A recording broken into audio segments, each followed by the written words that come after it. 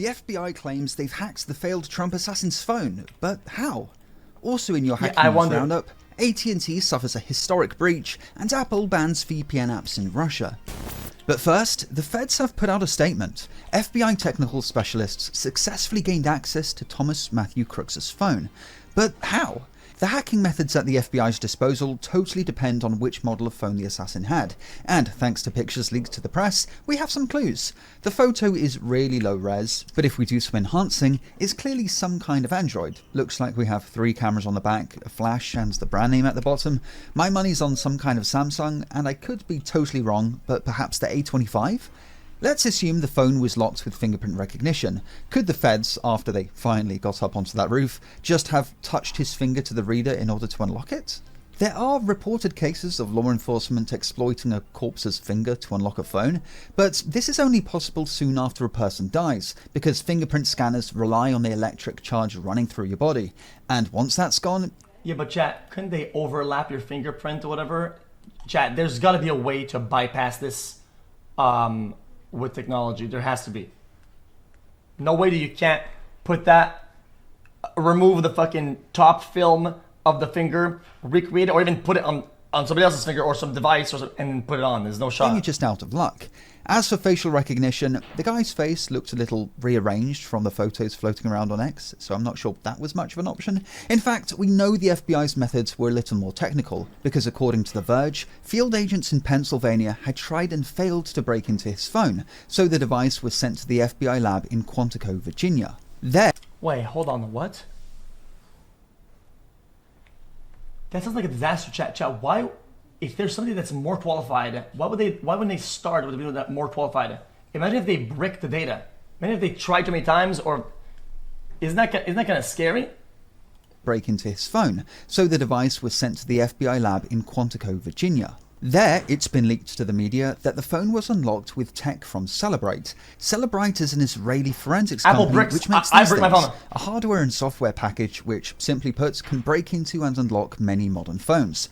This all relies on vulnerabilities in iPhones and Android devices, which Celebrite keeps secret. Even the capabilities of these tools is totally unknown, or, well, at least it was until a couple of days ago when Celebrite's list of supported devices was leaked. So how this works is that the data that can be extracted from an Android... Oh, chat. They buy day zeros and then they let you use it, whatever, without like, is that what they do? 0 days? Phone depends on whether it's hot or cold. A cold device is a device that's just been rebooted. That. User data is totally inaccessible until you enter your passcode, at which point a decryption key is loaded into memory and the phone becomes hot. The phone is still considered hot even if it's locked again, because that key is still stored in memory. In this state, it's easy to extract data. This column shows that for the latest Samsung phones, the feds can exfiltrate everything. This applies to pretty much all the newest Android phones, though there are some devices which, for whatever reason, this isn't possible. However, it's a slightly different story if the phone is in a cold state, as in it's only just been rebooted. In this state, the phone has to be brute forced, but this is possible for pretty much most of the newest Android phones, including the phone of the assassin. We don't know how the brute forcing works on... Wait, I'm confused. Wait, whenever it's opening, it's vulnerable to brute forcing or whatever, so you can kind of like not get bricked out of it? Android phones, the phone has to be brute forced, but this is possible for pretty much most of the newest Android phones, including the phone of the assassin. We don't know how the brute forcing works on a technical level. Celebrite is known for their secrecy, and even tells the feds in training material to keep their methods, and I quote, hush hush.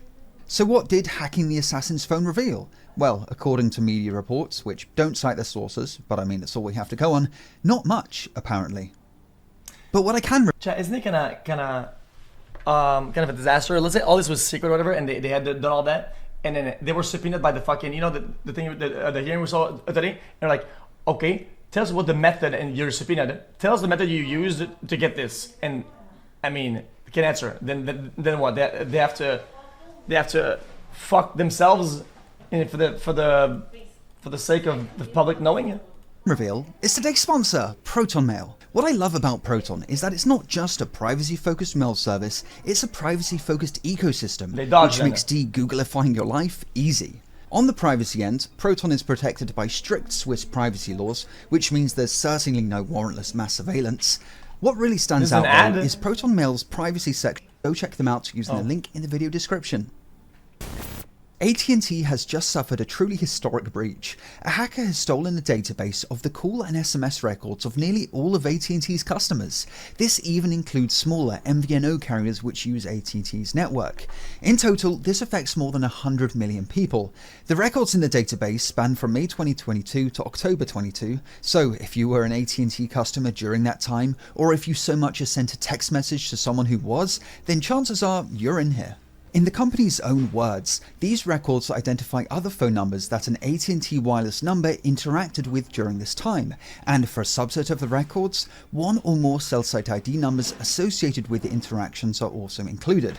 These cell site IDs correspond to specific base stations, which could actually be used to unmask your real location. To be clear, the database contains AT&T customer phone numbers and a list of other phone numbers they either called or texted and just how many times. Chad, did they keep the private chat or is that leaked? Well, I didn't use AT&T. I use T-Mobile. The actual content of actually what I use is it's kind of unique. I'm not gonna say what it is, but it's some bullshit. Phone calls and text messages aren't included. There's also no timestamps attached or personal information like your name. I use something you probably don't even know about. But that doesn't mean there aren't major privacy implications here. The real danger comes when this data set is combined with other breaches. I refer you to the Facebook data dump of 2021, which leaked the phone numbers of 500 million people along with a bunch of their personal data. Using breaches like this, cyber bad guys can uncover exactly who each person in the AT&T database is and figure out exactly who they're talking to, and then exploit that information in all kinds of nefarious ways, like in personalized phishing scams. But how could a breach of this scale even happen? Surely a database of such proportions would have the highest level of security and authentication, right? Wrong. The database was apparently protected by a single username and password, no multi-factor authentication in sight. In fact, this breach is part of the recent string of breaches affecting Snowflake customers. Snowflake is a cloud storage platform hosting the data of many large companies, but when cybercriminals realized that many of these high-profile accounts were protected by nothing more than a simple username and password combo that in some cases hadn't been changed for years, they went to town, using InfoStealer malware to scoop up credentials before just logging in and exfiltrating. InfoStealer malware, of course, Snowflake tracing user. Wait. Data. The playbook really was that simple. In the case of AT&T, the hacker is allegedly a member of the infamous group Shiny Hunters. They demanded a $1 million ransom from AT&T, but reportedly settled for just $370,000. Why? Wait, really? Wait, a mega corporate in the current year paying a ransom to for only this much? Yo, Chad, this is worth billions of dollars. It is reporting that in return, the hacker provided AT&T a video proving that they deleted the data. How a video of someone just right-clicking and hitting delete proves anything is beyond me. But anyway, this breach originally happened in April this year, but the Department of Justice... Guys, I hate to say things that are kind of, maybe like, I don't want to give them any ideas. I'm sure they thought about it before. If they had this many records on their customers, right, they could probably triangulate and do cross search on their data to find some like celebrity and be like, yo dude, I got your whole thing, you cheat on your wife or whatever, your whole thing, right? And give me money of those, I leak it. And they could probably get like multi-millions for just one person. 270,000 for 100 million users. But reportedly settled for just $370,000. Sounds like a... Wired is reporting that in return, the hacker provided AT&T a video proving that they deleted the data. How a video of someone just right-clicking and hitting delete proves anything is beyond me.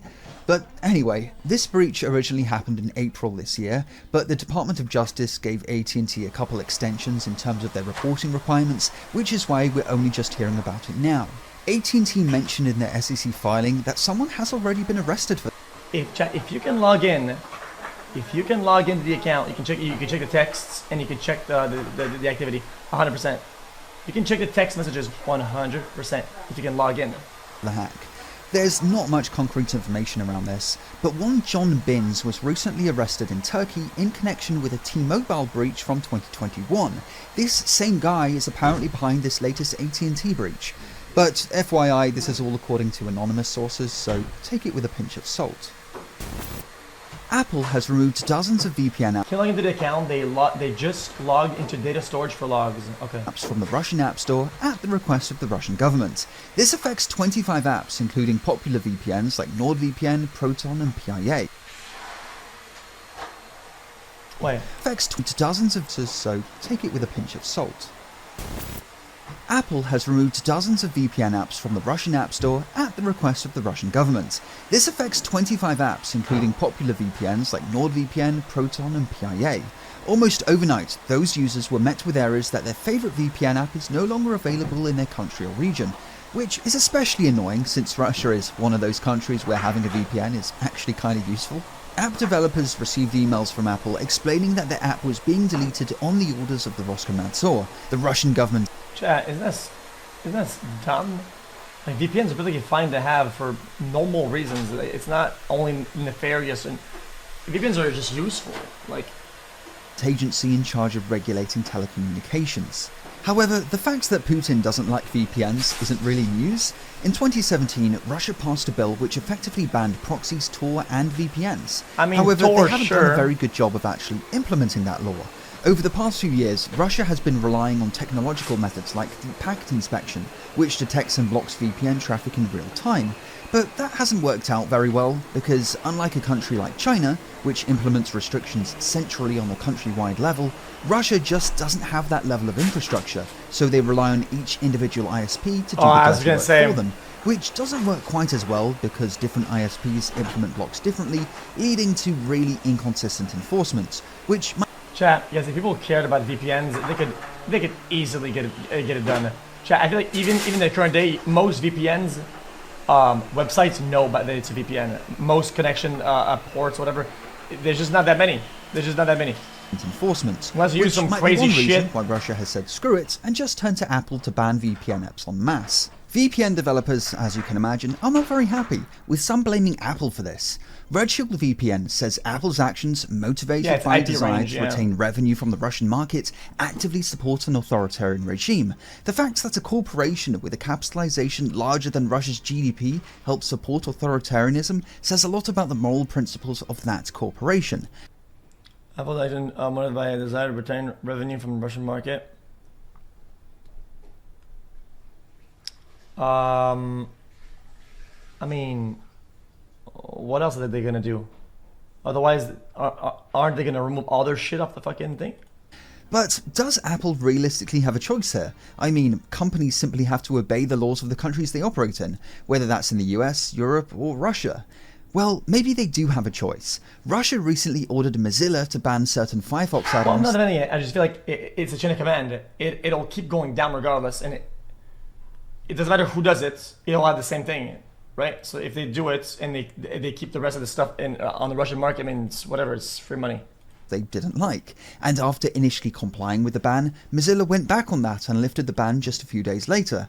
And for now at least, the Roskomnadzor hasn't done anything about it. Also, it should be mentioned that Apple is about to allow sideloading of apps in the EU. If Apple really cares about censorship, maybe they could voluntarily extend that coverage to Russia. As always, thanks for watching, and I'll see you in the next video. Have a good one. Towards accessible in Russia? Interesting.